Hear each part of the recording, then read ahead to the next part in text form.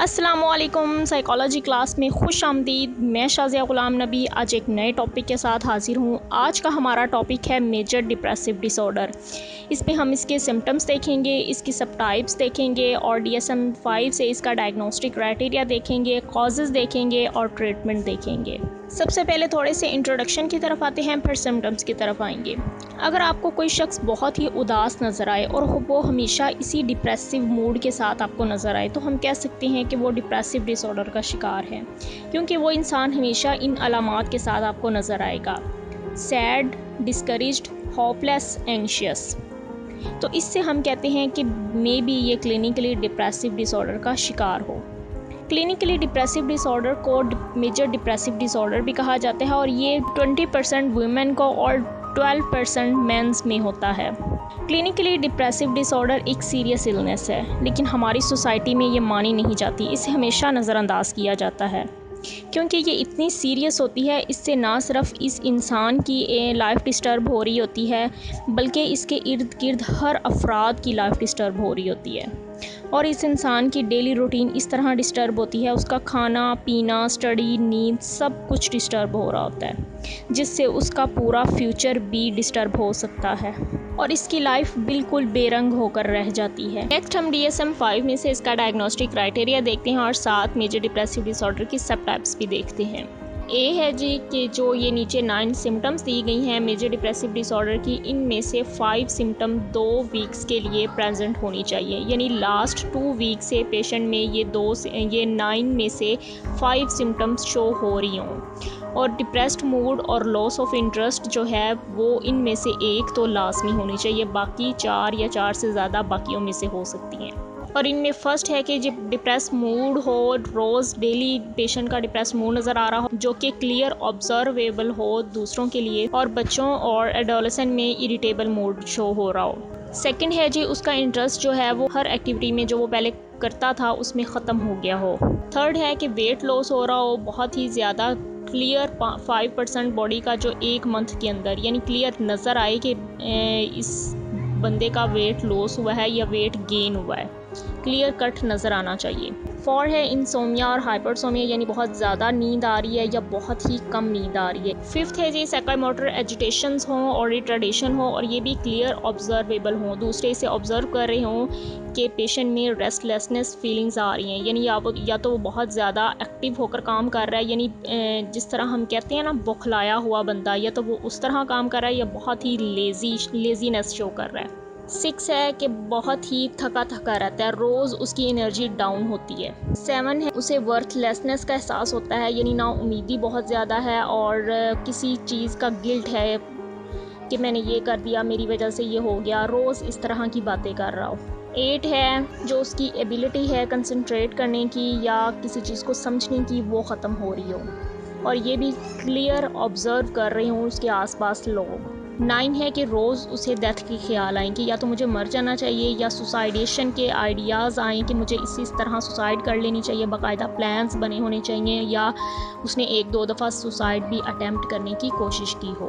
तो इन 9 में से कोई 5 सिम्टम्स शो होंगी लास्ट 2 वीक से, तब हम उसको कहेंगे कि ये मेजर डिप्रेसिव डिसऑर्डर का शिकार है। बी है कि जो इन सिम्टम्स की वजह से जो उसके लाइफ के मेजर एरियाज़ हैं वो डिस्टर्ब हो रहे हों। सी है कि ये जो सिम्टम्स हैं ये किसी फ़िज़िकल या किसी मेडिसिन का इफ़ेक्ट नहीं होनी चाहिए, यानी ऐसी मेडिसिन ना यूज़ कर रहा हो जिसकी वजह से ये उसके साइड इफ़ेक्ट में ये सिम्टम्स शो हो रही हैं, या फ़िज़िकली तौर पर अगर वो यानी बाज़ दफ़ा ऐसा भी होता है कि किसी इंसान का एक्सीडेंट हो जाए या कोई पार्ट उसका बॉडी लूज़ हो जाए या कोई इसको सीवियर बीमारी हो जाए तो उसकी वजह से भी डिप्रेसिव सिम्टम्स आ जाती हैं, तो वो भी नहीं होनी चाहिए। ये सिर्फ साइकोलॉजिकल रीज़न की वजह से ये सिम्टम्स हों तब हम उनको डायग्नोस कर सकते हैं कि ये मेजर डिप्रेसिव डिसऑर्डर का शिकार है, क्योंकि ये मेडिसिन की वजह से जो डिप्रेशन आता है और फिज़िकल की वजह से ये इसकी आगे सब टाइप्स हैं, आगे हम अभी देखेंगे। डी है कि ये जो मेजर डिप्रेसिव एपिसोड्स की जो सिम्टम्स हैं वो किसी और सिम्टम्स डिसऑर्डर की सिम्टम्स के साथ मैचअप ना हो रही हूँ, ई है कि इस 2 वीक के दौरान मैनिक एपिसोड और हाइपोमैनिक एपिसोड नहीं होनी चाहिए। यानी बाइपोलर में ये होता है ना कि शिफ्टिंग हो रही होती है मूड की, कभी मैनिक हो रहा होता है और कभी डिप्रेसिव हो रहा है, तो तब हम उसको फिर बाइपोलर में कंसीडर कर देंगे अगर इस डिप्रेसिव सिम्टम के साथ मैनिक सिम्टम्स भी आ रही हैं। तो मेजर डिप्रेसिव डिसऑर्डर में मैनिक और हाइपोमैनिक की कोई गुंजाइश नहीं है, यानी वो सिम्टम्स शो नहीं होने चाहिए लास्ट 2 वीक से। नेक्स्ट इसकी सब टाइप्स देख लेते हैं। इसकी सब टाइप्स जो हैं वो उनमें भी सेम यही सिम्टम्स हैं, depress mood, loss of interest और इस तरह के सुसाइडल आइडिएशन और हाइपरसोमिया, इंसोमिया, लेकिन कुछ उनमें ड्यूरेशन का डिफरेंस होता है और कुछ इस तरह जैसे फिजियोलॉजिकल और मेडिकेशन का इफ़ेक्ट होता है। तो सबसे पहले आ जाती हैं परसिस्टेंट डिप्रेसिव डिसऑर्डर। अब ये परसिस्टेंट नाम से ही जाहिर है कि ये मुसलसल डिप्रेशन हो, तब हम उसको परसिस्टेंट डिप्रेसिव डिसऑर्डर डिस्थाइमिया कहते हैं। यानी इसका जो ड्यूरेशन है वो 2 साल है। पिछले 2 साल से मुसलसल किसी पेशेंट को डिप्रेशन की सिम्टम्स आ रही हैं, तब हम उसको परसिस्टेंट डिप्रेसिव डिसऑर्डर डिस्थाइमिया का डायग्नोसिस देते हैं। नेक्स्ट है pre menstrual dysphoric disorder.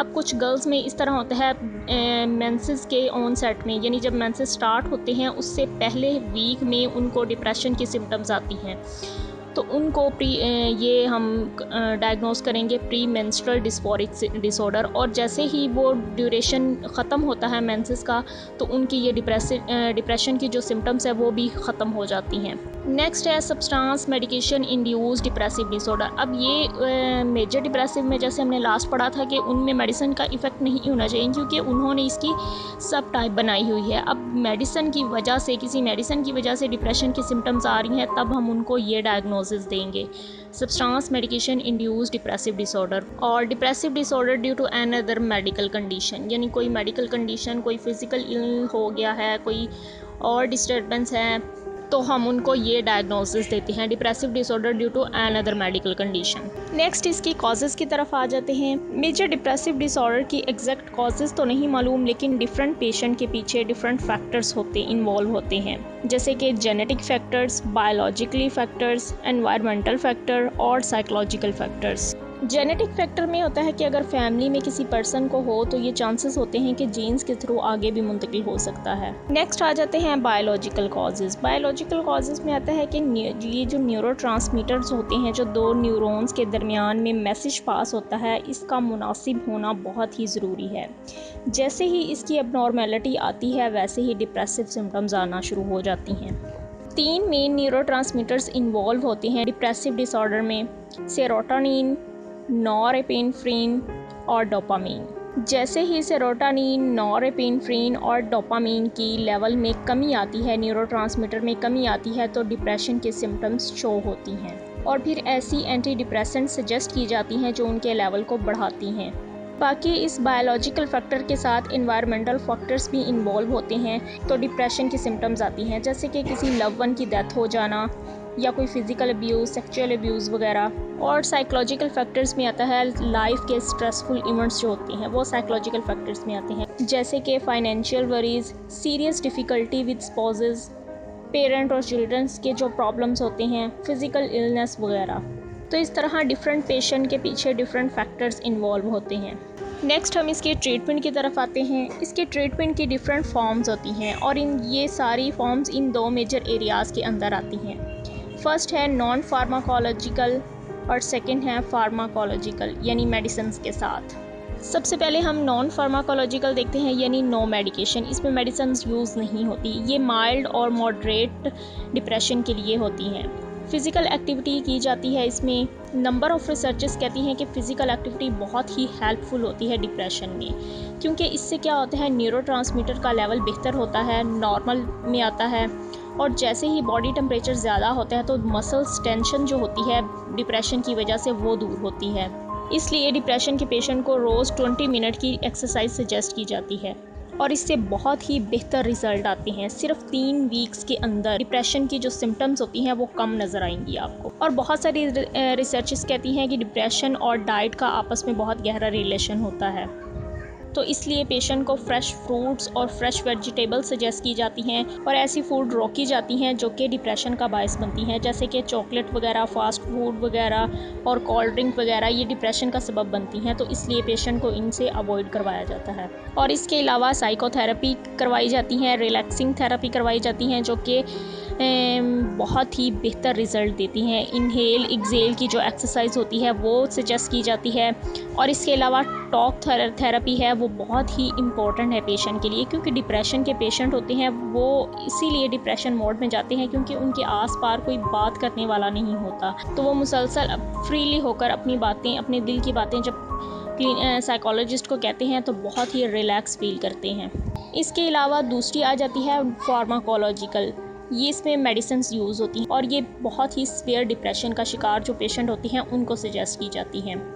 Selective serotonin reuptake inhibitor SSRI suggest की जाती हैं। मोनोइमाइन ऑक्सीडाइज इनहिबिटर MAOI सजेस्ट की जाती हैं और इसके अलावा ट्राईसाइक्लिक्स भी सजेस्ट की जाती हैं। सबसे लास्ट पे बहुत ही सीवियर डिप्रेशन के लिए अगर उन पर मेडिसिन भी इफ़ेक्ट ना कर रही हों तब उनको ये ट्रीटमेंट दिया जाता है जो कि है ECT, इलेक्ट्रोकन्वल्सिव थेरेपी। इसमें क्या किया जाता है, पेशेंट को बहुत ही माइल्ड सा करंट उसके ब्रेन से गुजारा जाता है ताकि जो उसका न्यूरोट्रांसमीटर का लेवल है वो बेहतर हो सके। लेकिन ये उन पेशेंट के लिए की जाती है जिन पर मेडिसिन भी इफ़ेक्ट नहीं करती।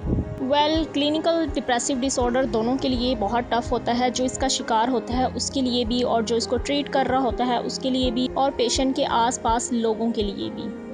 और इसका एक और बेहतरीन इलाज ये है कि फ्रेंड और फैमिली अगर सपोर्टिव हो किसी पेशेंट की तो वो बहुत जल्दी रिकवर होते हैं। तो अभी तक के लिए इतना ही। अगर आपको डिप्रेसिव डिसऑर्डर अंडरस्टैंड हो गया है तो थम्स अप और सब्सक्राइब कर दें और साथ जो बेल आइकन है उसे भी प्रेस कर दें ताकि आपको आने वाली वीडियो की हर नई अपडेट यहाँ से मिलती रहेगी। इंशाल्लाह नेक्स्ट वीडियो में हाजिर होंगी। अल्लाह हाफिज़।